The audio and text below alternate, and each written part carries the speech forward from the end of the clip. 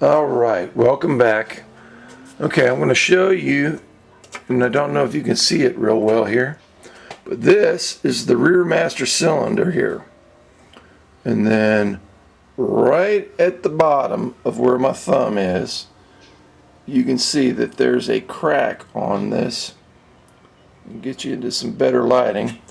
But there is a massive crack that runs right along in there.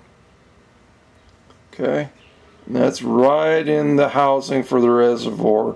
The piston rides in between that, and because of that, we've got to replace the whole entire cylinder. Let's see if we can get this to focus in a little bit better.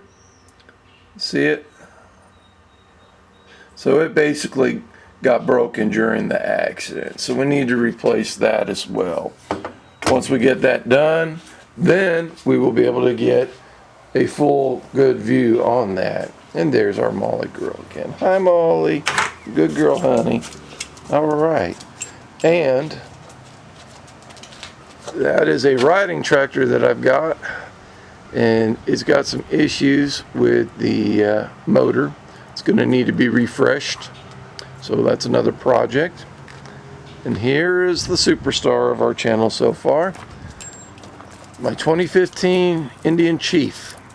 As you can see, she's pretty much all back together again, with the exception of some heat shields and such, and the rear brake assembly cylinder that is missing from there, that was cracked and damaged.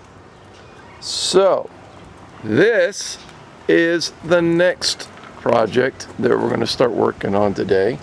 This is a 1998 Ford Mustang. It's called Extreme Yellow is the color of the car, and I've already removed the ABS pump off of it, which was having issues, and we need to sit there and put the ABS pump back on that we have to replace it. And then I've also got to get a hold of a brake line that runs from the pump back down underneath the driver's side. Okay, this is a 2013 Ford Focus SE, and it has suffered some damage on the front end of an accident by the previous owner. I got this from Copart, and we're going to sit there and show some more work on it. I'll give you a quick preview of it though. Bear with me for just a second while I walk around. Okay, so this is the nose that I got out of the junkyard for it, and it had a crack somewhere on it, and I was able to fix and repair that. As you can probably see, I'm working on getting the body work, getting it straightened out and ready for primer. I've got a fender for it already for the other side, and I've got the hood here that needs to be done, so that way we can sit there and get this part taken care of. But that's pretty much it on the exterior. Now, the frame horn on this particular side, on the driver's side, was damaged severely in the accident and bent. So we've taken it to the frame shop already. It's already bent out straight, and this particular model is a SE, which is the standard edition. And then I have upgraded it because I found a whole entire car down in Nashville at LKQ salvage yard, and it had a full leather premium package in it.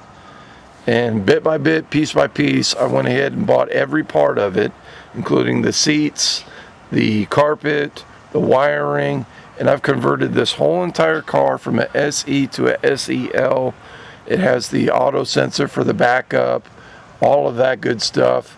But that is another project that we have to work on. And I'm not going to talk about the ones behind it right now, because that will come somewhere in the future and talk about that. This is the one that I've had a few people ask me about and want to see also on the channel. This little girl right here.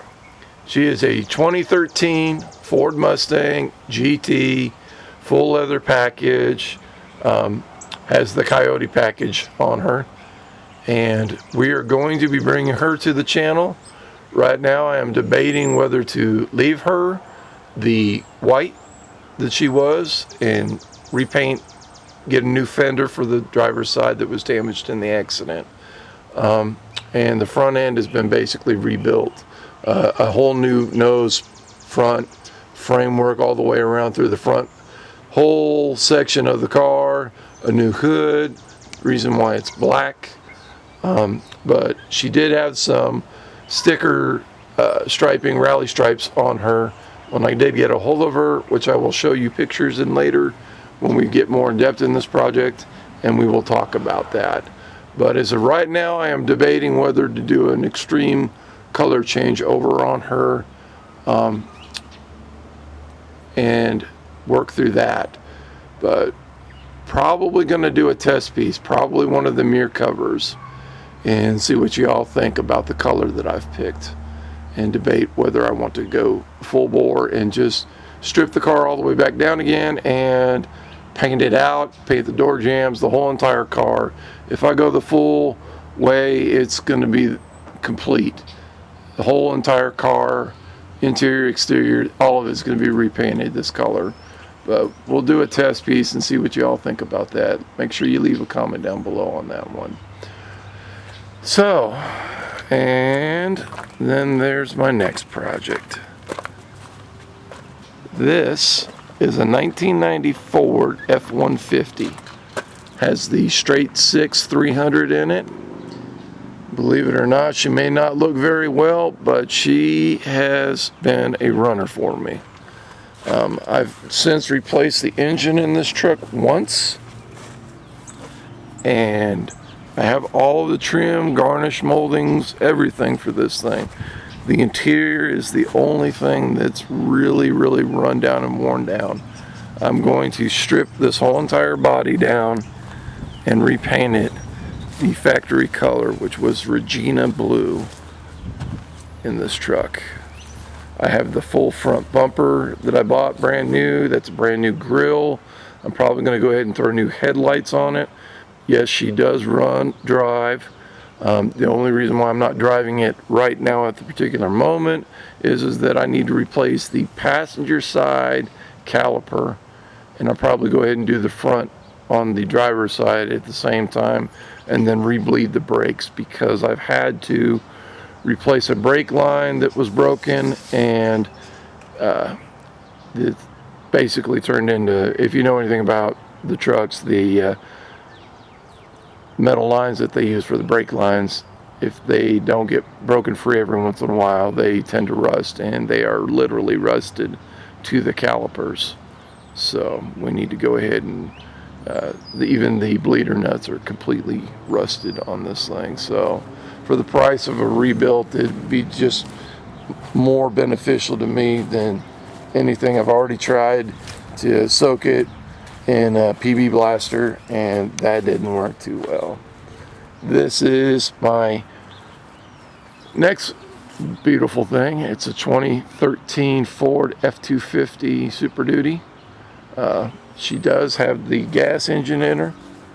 I did look at the diesels and was debating between that and this, and I saw this pop up at a car place that will remain nameless at this point, and worked on that a little bit. Alright, so that is pretty much a daily, can be driven daily. And then if you haven't seen it before, you may have seen a little glimpse of it. This right here is an Indian Scout, same color scheme as the sister, the Chief, and it is the Willow Green and Cream. Bought this from Copart up in New Jersey with the assistance of a auto company that helped me buy it. It was a buy it now price. When I first started watching this thing, they wanted $5 grand for this bike. And then as we sat there and kept watching and the price come down and down week after week, because people were not bidding on it, and it took it almost 2 months, but it finally got down to a price where I could afford it. And it had a similar problem as the Chief, where the neck was broken, the backbones were broken on it, and we ended up repairing that and getting it operational, up and running. She already passed her state certification. She's already got her registration and her title, and I drive this thing daily, pretty much. As of right now, and during all the nice weather, we're going to continue to drive this, and then ride this little girl to work. But she is a 1200, runs great, love it. The only problems that she still has is she's waiting on me to get around to fixing her tank and cosmetically. She's suffered some damage right, where are we? Right there along the tank. She's got a little bit of knock, and as you can see, she's been put through the meat grinder a little bit when she was dropped. And I believe that's exactly what happened. She was being transported supposedly back from where she was bought in Florida. I know the person's name, and I will not identify them on this channel, but it was a woman. She put a lot of care into this bike. She added the headdress to the front, as you can see. But yeah, so basically the story that I've gotten so far is that the bike was being transported from Florida, where it had been being ridden around. I guess they were doing snowbird activities or enjoying the warmer weather down in Florida. And then when it got to springtime, they went to transport the bike back to New Jersey, where they lived. And when they sat there and got back there, it was being transported by a company, and supposedly it was in an accident. And I believe it was falling down off the transport truck is basically what happened to it, and sustained the damage. They turned it over to the insurance company. The insurance company sat there and did its thing, took ownership of the bike, paid them out for the bike, and then sent it to Copart to be auctioned off. So that is that one. One more to go real quick.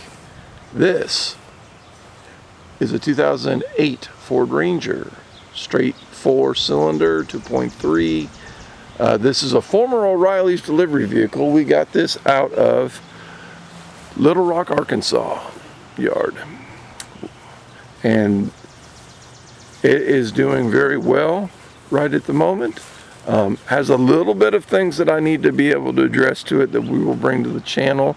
I need to replace the sway bar links that are underneath because they were damaged and one side of the sway bar was bent, so I have to get a new sway bar links to tighten up the front end. I'm going to probably go ahead and replace the shocks too, because they've been hammered on. They're worn out. And then I've also replaced the transmission in this truck. It has almost 300,000 miles on this truck. So, but it's had the base interior in it, and since then I was able to get a hold of the inside interior seats out of a XL model.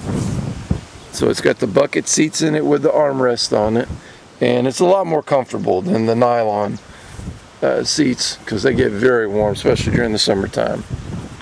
But anyways, so that gives you guys an opportunity to see a little bit about the vehicles projects that we've got, and also to sit there and take care of introducing you guys to me a little bit more. And we'll get more into a little bit more of my history as we go along on the channel and explain a little bit more about myself, but hopefully it gives you a little bit of insight into how long I've been working on vehicles and answer some of the basic questions.